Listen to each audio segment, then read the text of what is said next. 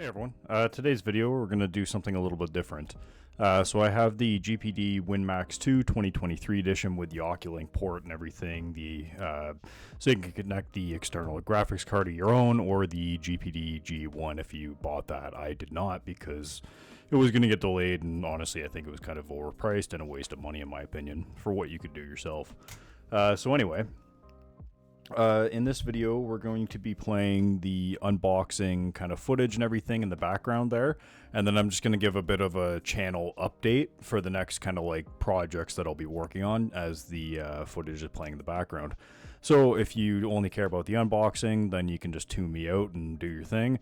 If you don't care about any of it, you can skip away or click off. That's cool too. Either way, we'll get into it. So the next two videos that I'm going to have like mainly focused on as like a bigger project idea is obviously the XG Mobile 3080 like full-on review versus the 6850. This has been delayed because obviously there'd been the Starfield driver updates and everything, so with that came performance gains with the 6850, so I hadn't had a chance to fully retest everything. I had all the data, but then I had to throw it out basically because it was just kind of incorrect data at this point because of the new drivers. So I was waiting for everything to kind of finally settle in on the AMD side to kind of pick up to where the 3080 is. So it'll be a more fair comparison, hopefully, because you'll be able to see that in that full review that the 6850 can either match or beat the 3080 in some cases. I'm not saying every case. Obviously, the 3080 has DLSS and everything.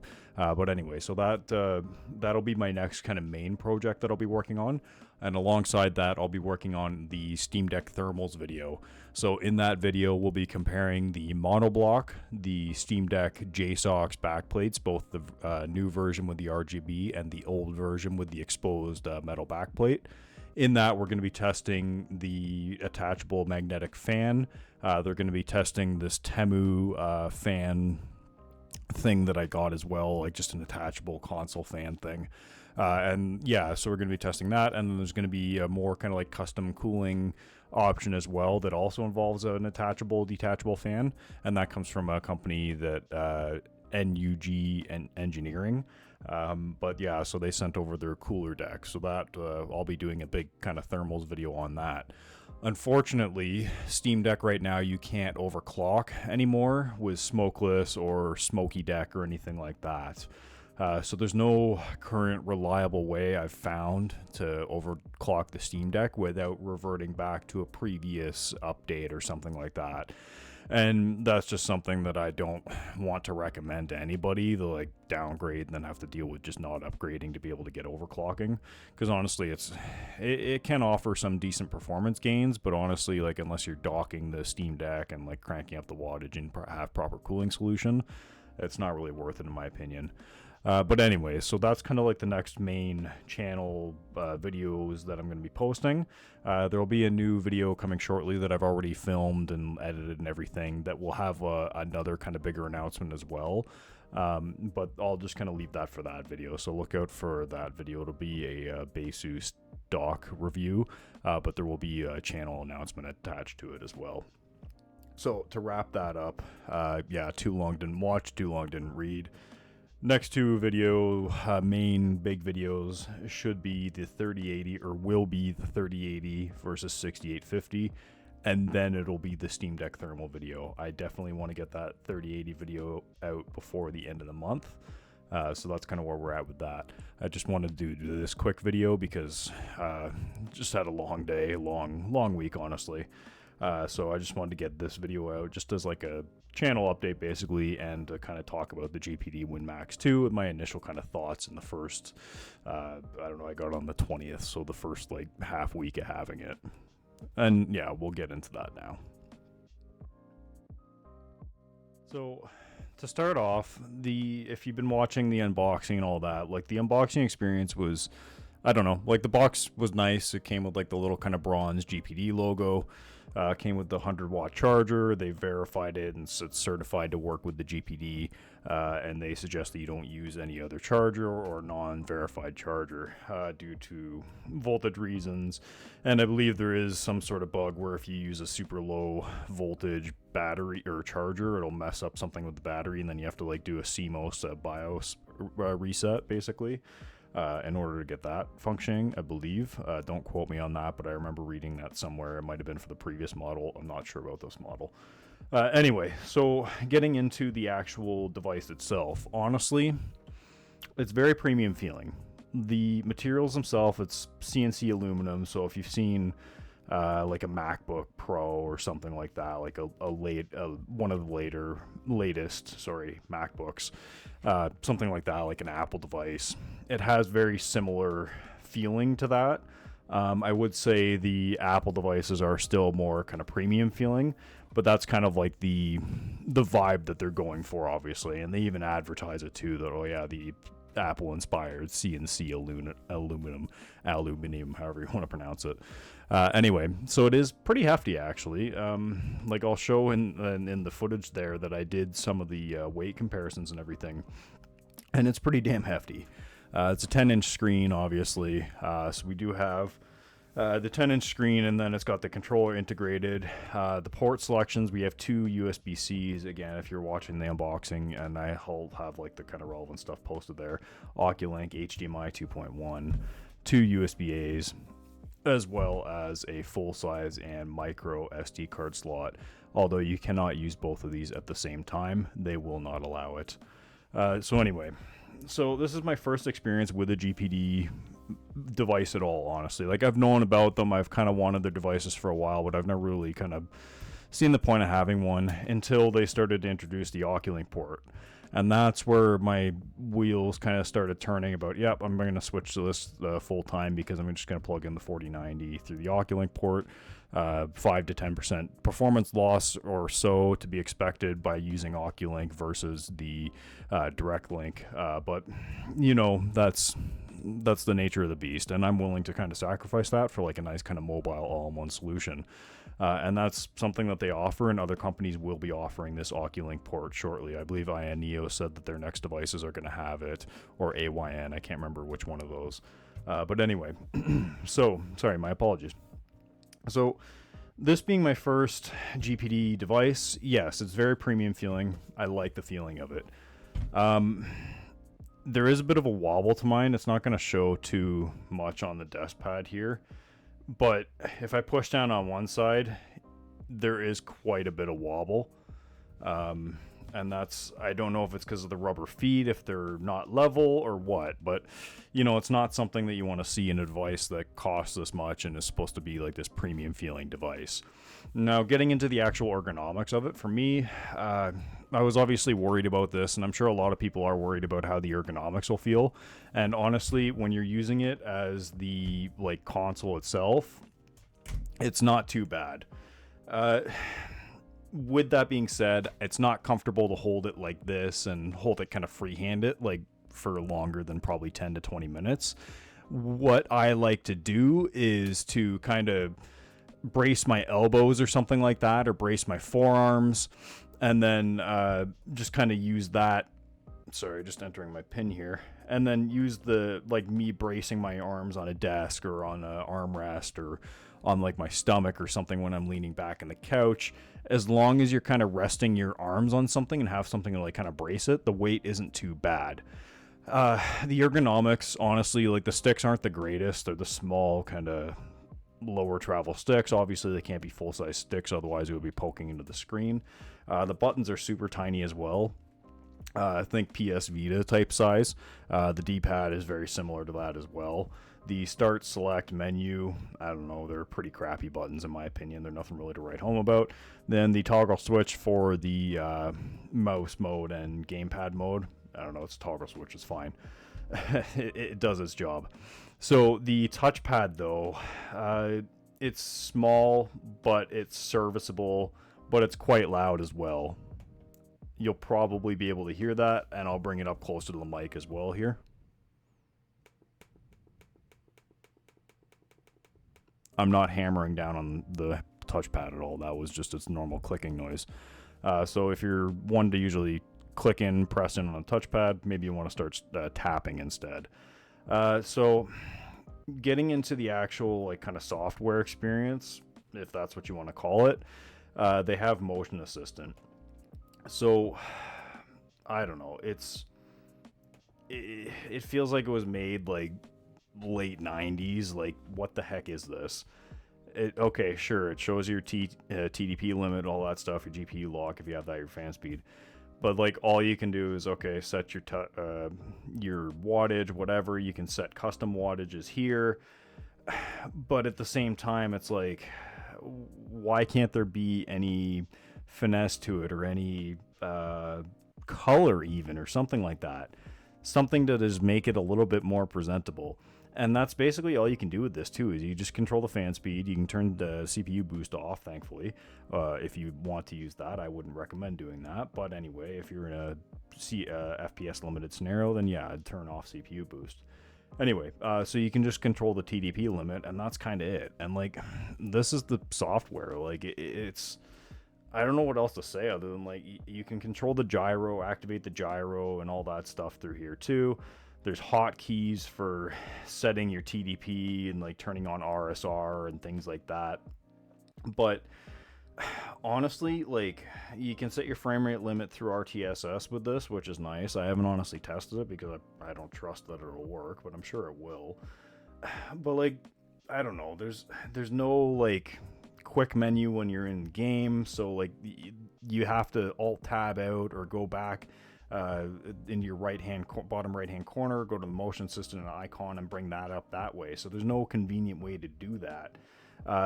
You can show the main window with a hotkey itself. Yeah. Okay, so if we set a hotkey here with Shift F9, there we go. Okay, so you can now show the main window with Shift F9. Sure, doing that in game or whatever, if you want to bring up this quickly to change whatever setting, that's fine, but you can set it with the control pad too. I don't know, it's just not elegant, it's not nice looking, it's ugly, it's, I don't know, sure, it provides the basics, but it doesn't really do anything on top of that. Like, there's no auto TDP or anything fancy like that here. At least not that I can find, and not that they advertise, because their advertisement of this program and software is pretty crap as well, in my opinion. And they basically just tell you, yeah, use somebody else's program. So that's what I went ahead and did. I downloaded handheld control panel, through Project SBC, and if that would actually work, there we go. Don't know why that wasn't working there.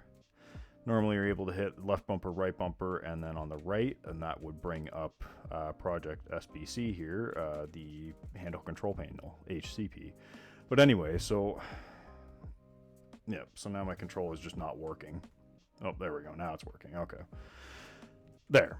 Okay, so now it works properly. So that's the other thing too, is like, just randomly like stuff doesn't work. And I've tried Handheld Companion as well, and Handheld Companion, for whatever reason, when I hit right bumper, it'll register as a double click. So I don't know if it's something to do with Steam, because I had to activate the Xbox controller support in Steam for Handheld Control Panel to work. And then whenever I had Handheld Control Panel, the Vigim bus driver and all that stuff, the associated stuff installed with it, my right bumper always, gamepad mode or in mouse mode or anything, would always register as a double click. So I had to uninstall that, and then that finally worked, which is a shame, because Handheld Companion, in my opinion, is kind of like the better one, or kind of like the de facto one, just because it has more features of like auto TDP and things like that. So Handheld Control Panel, HCP, does not have auto TDP or anything like that. You can set up your toggle, your quick access menu, and your things like that. There is an app launcher as well, so you can support like Play Night and things through here, and launch Play Night and launch your apps and games. So that's pretty nice as well. And if you're interested in supporting Project SBC, you can go to his channel. He has a YouTube channel, and you can donate and everything as well. So feel free to check that out. I'll leave all the links in the description. But anyway, so yeah, you're kind of left at the end of the day to use whatever software that you prefer, or that I guess is recommended to you, because you might not really know, right? And honestly, I don't really know where to, like, I know where to turn to get advice and everything for this, but I don't know where like the average consumer would go and kind of turn to. But this is kind of like a specialized, like, micro niche product that I'm sure anybody that's interested in this would already have an idea or know what to kind of get or do setting this up. So when you do the unboxing, they give you the little thing to scan to get the drivers and everything up to date. So when you're doing all the initial updates, you go to their website and it'll say, oh yeah, here's the BIOS update, do this, here's the Realtek or DTS driver for the speakers, and we'll get to those speakers in a bit. Here's the drivers for those, GPU drivers, and then they had the mention about the bug when the 780M GPU was registering as the 760M GPU driver, but that has been rectified now. So if you follow their instructions properly, you will have a pretty decent experience. Everything seems to work as intended from what I can tell, save for the triggers, but that's kind of the only thing that I've noticed, like hardware wise, that is just not, I don't know, it's just not working. And we can see here that we're setting up the HYPR-RX stuff here as well, so I'll get rid of that thing. So enable profile with Radeon super resolution. Yep, learn more. Yep, okay. Next, lower the in-game resolution. So yeah, this is a good opportunity to talk about RSR. So just very quickly, RSR, you set your display to its native resolution. In this case, it's 2560 by 1600, and then you would downscale to like 1920 by 1200 or 1080p basically. So then it will upscale automatically. That's kind of the idea of this HYPR-RX, RSR. I know HYPR-RX some people think is frame gen, which it's not. Think of HYPR-RX as like DLSS basically. So HYPR-RX will encompass like all of like the DLSS type features. So like the frame gen, it'll now include, I believe, FSR kind of is included in the HYPR-RX package. Now that frame gen will be able to be added into DirectX 9 and DirectX 10 games, I believe it was. So anyway, so I'll just kind of keep going about this. Yeah, you can verify that the upscale status is active if you want to set the, if you press Alt-R, in the game. Now, yeah, okay, I got it. That's fine. HYPR-RX start gaming. So anyway, back to my original point of why I was going in here is to show that, yes, we were all up to date on the AMD drivers and we were getting proper performance. That 760M, 780M driver update has been quashed. So now this device itself, I love it and I don't know. So the hardware is really nice. It's very premium feeling for a handheld device, and at this point it's I consider this a laptop more than a handheld, to be honest. But yes, it is a handheld because you can use the controller quite easily in some cases. In a lot of cases, actually. I did have Forza opened up. I'll open that up just to get some gameplay going and everything. But, so, the hardware is super nice, but the software is just crap. And, like, they recommend that you use this software solution or that software solution. If you go into the GPD Discord, they all say use the Cifre AutoBat solution, which is fine, but that Cifre AutoBat solution is kind of crap in my opinion too. It's just a friggin' console command window. There's no like GUI into it, and I'm not knocking the developer by it, because I know how difficult it is to code things and get like GUIs working properly on devices. So it's not a knock against that. It's just a knock against GPD for not putting in the time and resources into making a proper premium device all around. The hardware is premium feeling, even though my GPD is wobbling. Like it's not noticeable on here, and I don't care enough to show it that much, but it does wobble, and it's likely probably because of the rubber pads or something. But to get that like your first experience with a premium device, it's a little off-putting. But you know, aside from that, using this as a laptop or a handheld, whatever, it's, you know, the nice CNC aluminum like I mentioned. It's not really a fingerprint magnet too much than in my experience, which is super nice. But yeah, when you're playing a game with it, honestly, you do feel the weight. I'm not gonna beat around the bush about that. You feel the weight of the handheld. It's 2-something pounds or whatever, And yeah, you feel it. But again, if you brace your arms, if you brace your elbows, it's not too bad. My biggest gripe is with the analog sticks.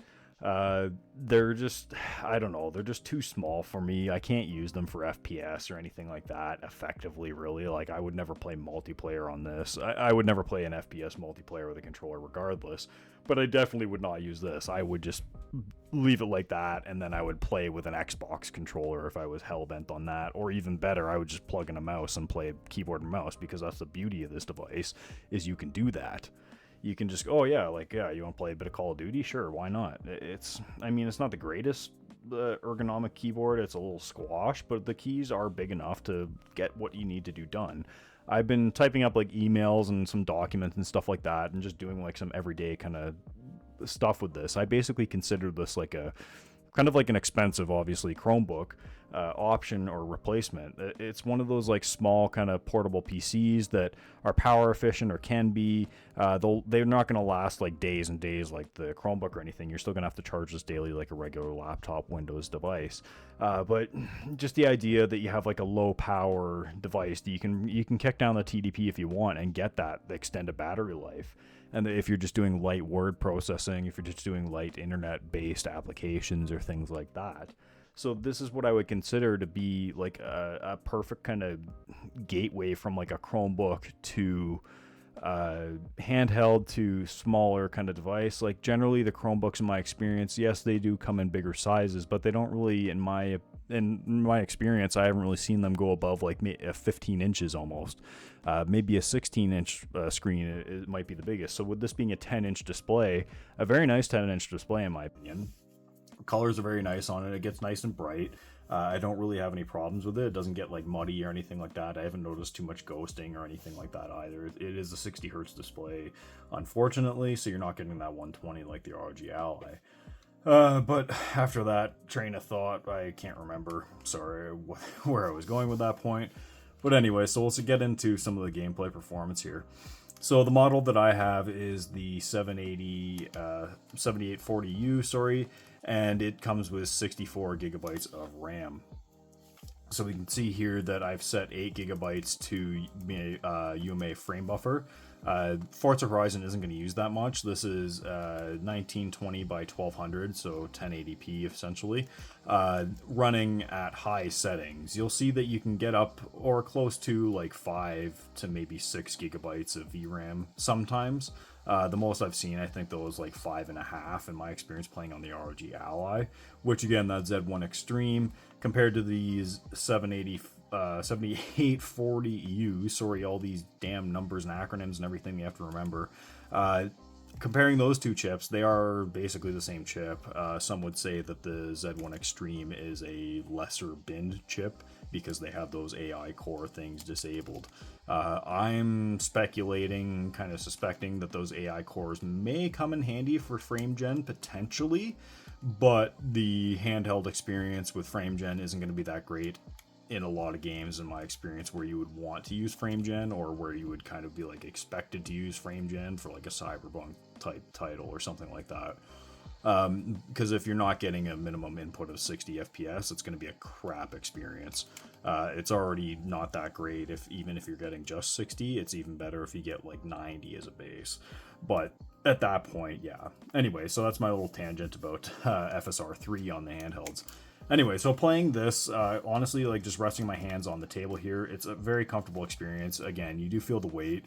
Some of the things I will note is I do hit the tab and like escape or like enter and slash and backspace keys here with the meat of my palm here sometimes, actually quite a bit. So what I've kind of had to do is use the lower heel of my palm and kind of rest it, kind of like press it up against here, rest it, and then kind of force it in there, and then that's how I kind of get like a better grip experience without pressing my meaty hands, I guess, over and pressing buttons. So there are 3D printable grips that you can get, add a bit more grip obviously to it, but I don't know if you're going to be doing that, then it's going to add even more of a size to this damn thing, and this thing is massive. I will state that again. Comparing it to the ROG Ally, it's about as tall as the ROG Ally is long. So you can see that there. I'll pull out the camera a bit more there for you. So comparing them for like there, obviously this has the grip, so the screens are, you know, the screen is a nice big upgrade.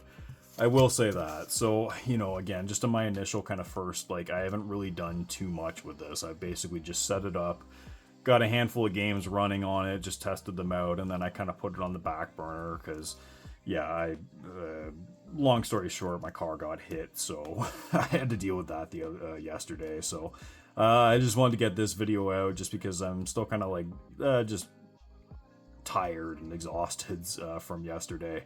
So I just wanted to get this video out before actually fully starting like kind of full tilt into the 3080 review, and I just wanted to give people an update on where the 3080 review's at. So this is just kind of my, again, quick initial unboxing overview of the GPD Win Max 2 2023. I know there's plenty of other proper, more official reviews out there. Hopefully this was a good enough overview. I don't want it to be too much longer than it already is. Like the counter's already saying like 20 plus some odd minutes there. So we'll see. But yeah, so too long didn't watch, too long didn't read. Device is super premium feeling. There's no doubt about that. The materials are super nice. Oh my god, one thing I forgot to mention. These triggers. So the triggers, I can't remember if the triggers are supposed to be Hall effect or not. I think the joysticks are Hall effects joysticks. I'll correct myself in the editing and everything. But however, so the triggers, whether they're Hall sensors or not, when I get about halfway, that's where it registers as a full press. So I'll show you here. So I don't know if I'm going to be able to show it too well, but I'll hold the clutch on the car. And you can see here, watch the red line. So I'm at the red line there. So that's a little, just a little over halfway, I would say. And then if I push down a little bit further, it's just maxed out pinned. And I still have this much travel. I have this much play, and it's still pinned on the rev meter, on the tachometer, whatever you want to call it. So anyway, so look how far I can press down. Maxed out in the game. That's how much more I have, and it's both triggers. So again, sorry, just I wanted to point that out too. So there's no, and that was kind of the main kind of reason of like that whole tangent about that crap shit software that GPD puts out.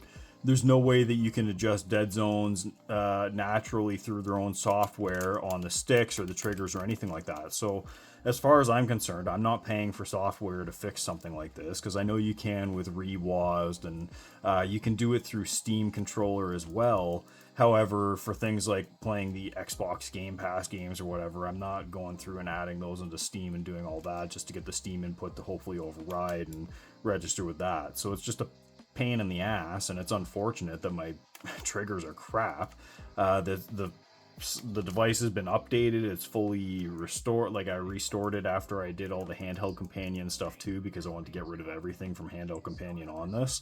And yeah, the triggers are still just crap. Like it's crap for racing games. I guess it might be okay for shooters, for Twitch shooters like Call of Duty, where you don't really need to worry too much about it. I guess it would work in your favor, actually, by getting a faster trigger input.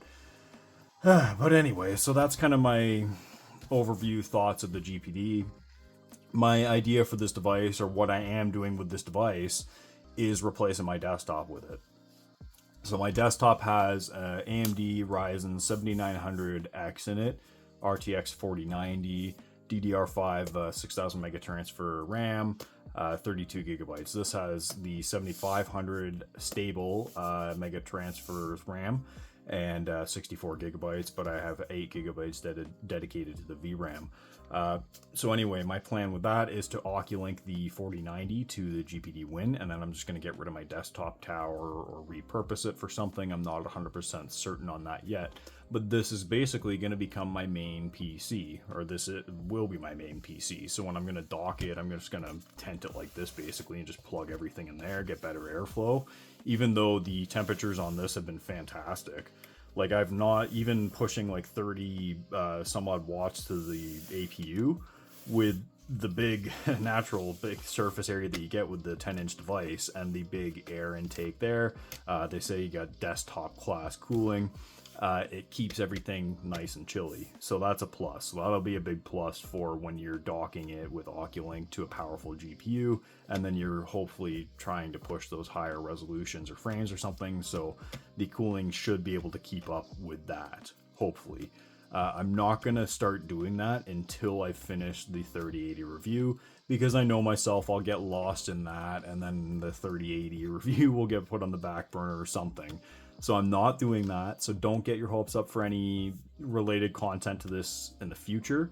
I do have an Aya Neo device coming, the Air 1S as well, because I wanted to get their device as well, because honestly, their software seems a lot better. Well, it looks a lot better than the GPD device, and it looks to be like one of the better kind of third-party like devices outside of like Asus and whatever handheld makers. The smaller handheld makers seems to be like kind of one of the better regarded softwares out there. But to wrap up this lengthy video, I apologize for the length of it, but I'll wrap it up now. Just a shout out to everybody that watches, shares, does anything with the video. Positive, negative, neutral, doesn't matter to me. And as always, a huge shout out to my members, Root Access, Roy Wayne, Darkstar, Amoa, Rico1217, and Joey VR. I see Roy Wayne has corrected his name from Roy Watney, so my suspicions were true. Anyway, that's the end of this one. Expect to see some more content with this in the future and being used in comparison battles and things like that with the ROG Ally, Steam Deck, etc. More handhelds that I'll be acquiring. And as well, expect the 3080 review to be coming really soon. As always, thank you and have a great day.